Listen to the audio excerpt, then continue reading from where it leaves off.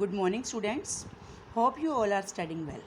Today we are going to start with the next chapter of history, which is called What Books and Burials Tell Us. You all are familiar with books, but burial is a new term for you. Its meaning is remains, right? You may have heard about the Vedas. There are four of them: the Rig Veda, Samveda, Yajurveda, and Atharvaveda.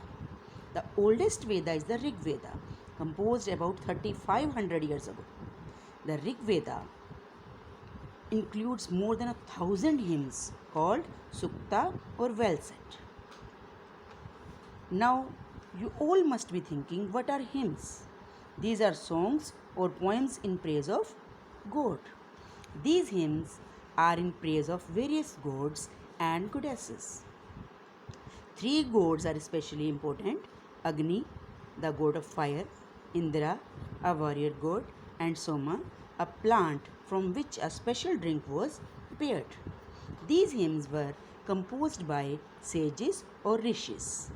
Priests taught students to recite and memorize each syllable, word, and sentence bit by bit with great care.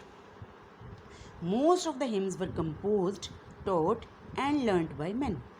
A few were composed by women. The Rig Veda is in Old or Vedic Sanskrit, which is different from the Sanskrit you learn in school these days. Understood? The books we use are written and printed. The Rig Veda was recited and heard rather than read. It was written down several centuries after it was composed and printed less than 200 years ago. Right? Now let us learn some important facts about Sanskrit. Sanskrit is a part of family of languages known as Indo-European. Some Indian languages such as Assamese, Gujarati, Hindi, Kashmiri, and Sindhi.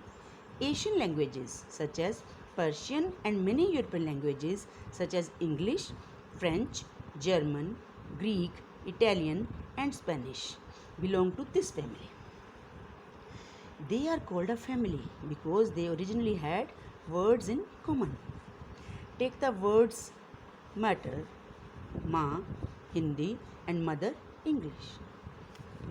Other languages used in the subcontinent belong to different families. For instance, those used in the northeast belong to the Tibeto-Burman family.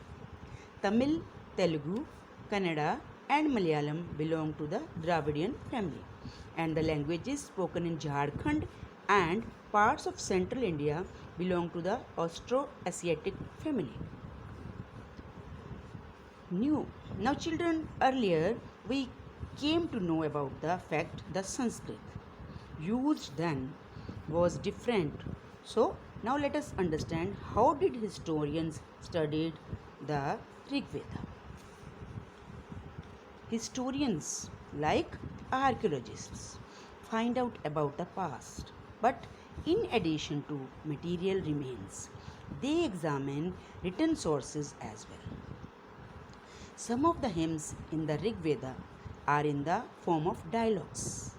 This is part of one such hymn, a dialogue between a sage named Vishwamitra and two rivers, which are Byas and Satluj, that were worshipped as goddesses. Historians point out that this hymn was composed in the area where these rivers flow. They also suggest that the sage lived in a society where horses and cows were valued animals. That is why the rivers are compared to horses and cows. Other rivers, especially the Indus and its other tributaries and the Saraswati, are also named in the hymns. The Ganga and Yamuna are named only once. There are many prayers in the Rig Veda for cattle, children, and horses. Horses were attached to chariots that were used in battles, which were fought to capture cattle. Battles were also fought for land, which was important for farming and for growing hardy crops that ripened quickly, such as barley. Some battles were fought for water and to capture people. Some of the wealth that was obtained was kept by the leaders. Some was given to the priests and rest was distributed amongst the people. Some wealth was used for the performance of yajnas or sacrifices in which offerings were made into the fire. These were meant for gods and goddesses. Offerings could include ghee, grain, and in some cases animals. Most men took part in these wars. These were no regular army, but there were assemblies where people met and discussed matters of war and peace.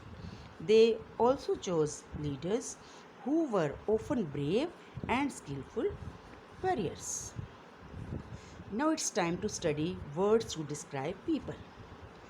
There are several ways of describing people in terms of the work they do, the language they speak, the place they belong to, their family, their communities, and cultural practices.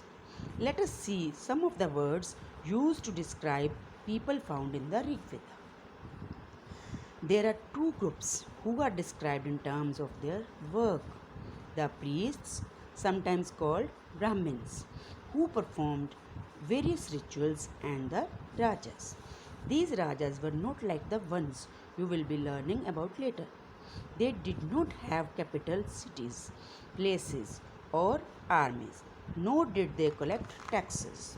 Generally, sons did not automatically succeed fathers as Rajas. Two words were used to describe the people or the community as a whole. One was the word Jana, which we still use in Hindi and other languages. The other was Vish. The word Vaishya comes from Vish. Sometimes the people who composed the hymns described themselves as Aryas and called their opponents Dasas or Dasyas.